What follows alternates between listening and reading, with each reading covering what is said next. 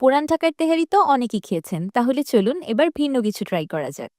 আমাদের বাংলাদেশি তেহারি থেকে একদমই আলাদা স্বাদ এঘ্রাণে অতুলনীয় এই হায়দ্রাবাদি তেহারি দেখা মাত্রই জিভের জল আর নিজের হাত আটকানো অনেকই কষ্টকর।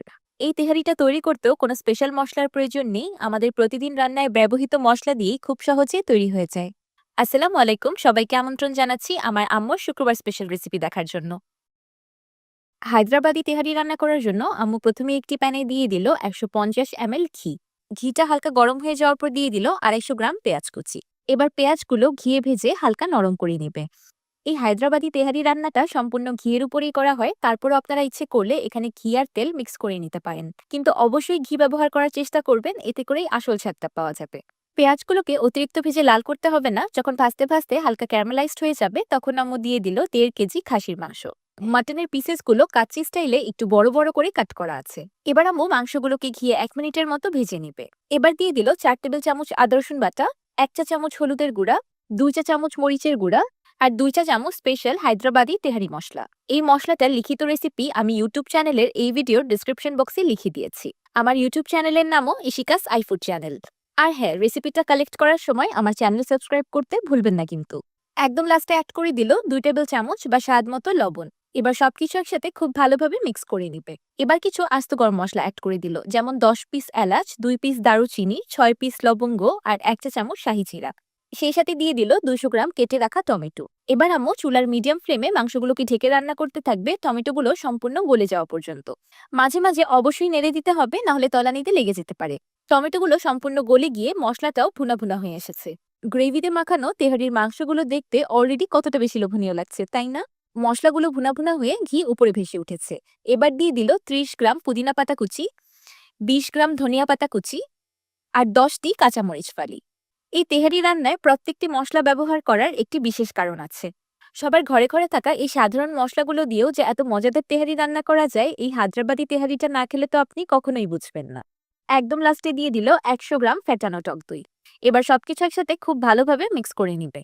দইটা রান্নায় ব্যবহার করার আগে অবশ্যই খুব ভালোভাবে ফেটিয়ে নিতে হবে, না হলে ছানা ছানা হয়ে যেতে পারে। সবকিছু একসাথে খুব ভালোভাবে মিক্স করে আম্মু দিয়ে দিল একটি মিডিয়াম সাইজের লেবুর রস। এখন আম্মু মশলাটাকে আবারও 2 মিনিটের মতো কষিয়ে নিবে, ঘি উপরে ভেসে চলে আসা পর্যন্ত। এবার দিয়ে দিল 5 কাপ পানি। আম্মু এখানে নর্মাল রুম তাপমাত্রায় থাকা পানিটাই ব্যবহার করেছে, আপনারা ইচ্ছে করলে গরম পানিও ব্যবহার করতে পারেন। এবার চুলার লো ফ্লেমে আম্মু ঢেকে রান্না করতে থাকবে মাংসগুলো সিদ্ধ হয়ে যাওয়া পর্যন্ত। আপনারা ইচ্ছে করলে এই কাজটা প্রেসার কুকারেও করে নিতে পারবেন, কোনো অসুবিধা নেই।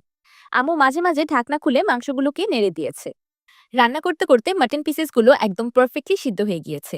মাংসগুলোকে অবশ্যই 100% সিদ্ধ করে নিতে হবে। আম্মু এবার দিয়ে দিল 700 গ্রাম বাসমতি চাল। আম্মু চালগুলো আগে থেকেই খুব ভালো মতো ধুয়ে আধা ঘন্টার মতো পানিতে ভিজিয়ে রেখেছিল। চাল অ্যাড করার পর চুলার হাই ফ্লেমে তেহারিতে একটা বলক তুলে নিতে হবে।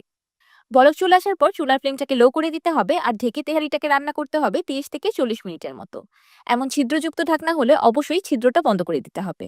তাহলে তেহারিটা রান্না হতে হতে আমি আপনাদের সাথে একটা কুইক রায়তার রেসিপি শেয়ার করি। রায়তা তৈরি করার জন্য একটি বাটিতে নিয়ে নিয়েছি 1 কাপ টক দই। টক দইয়ে দিয়ে দিলাম হাফ চা চামচ লবণ আর 1 চা চামচ চিনি। এবার সবকিছু একসাথে খুব ভালোভাবে মিক্স করে দিয়ে দিলাম গ্রেট করে রাখা গাজর। আপনারা ইচ্ছে করলে এখানে গাজরের পরিবর্তে গ্রেট করে রাখা শসাও দিতে পারেন। শসা রায়তাটাও এই তেহারির সাথে খেতে খুব ভালো লাগে। সবকিছু একসাথে মিক্স করে নিলেই ব্যাস তৈরি হয়ে গেল একটা মজাদার গাজরের রায়তা, যেটা এই তেহারির স্বাদকে আরো 10 গুণ বাড়িয়ে দিবে। 35 মিনিট পর তেহারিটা পারফেক্টলি কুকড। মাশাআল্লাহ, দেখতেই পারছেন কত সুন্দর ঝরঝরে পারফেক্ট তেহারি তৈরি হয়েছে, দেখেই জিভে জল চলে আসছে। এখন গরম গরম মাটন তেহারি আমি আপনাদেরকে পরিবেশন করে দেখিয়ে দিচ্ছি। একটি চালও ভেঙে যায়নি বা ওভারকুক হয়নি।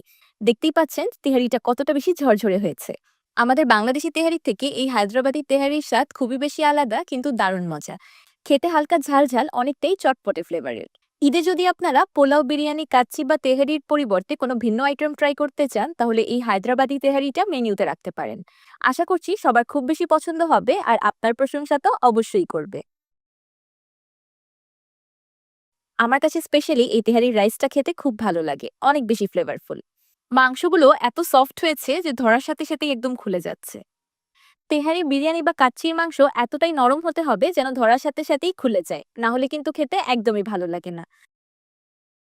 এবার তেহারিটা একটু রায়তা দিয়েও ট্রাই করে দেখি। আমার কাছে রায়তা দিয়ে তেহারি বা বিরিয়ানি খেতে খুব বেশি ভালো লাগে। আপনাদের কাছে কেমন লাগে? আমাকে অবশ্যই কমেন্ট করে জানাবেন। আম্মু চেষ্টা করেছে আপনাদের সাথে একটা পারফেক্ট সহজ রেসিপি শেয়ার করার, যেন প্রথম চেষ্টাতেই যে কেউ এই হায়দ্রাবাদি তেহারিটা তৈরি করতে পারে। আমার এই শুক্রবার কাটলো আমার আম্মুর হাতের হায়দ্রাবাদি তেহারি খেয়ে। দেখি পরের শুক্রবার আম্মু আমাকে কি বানিয়ে দেয়। শেষ।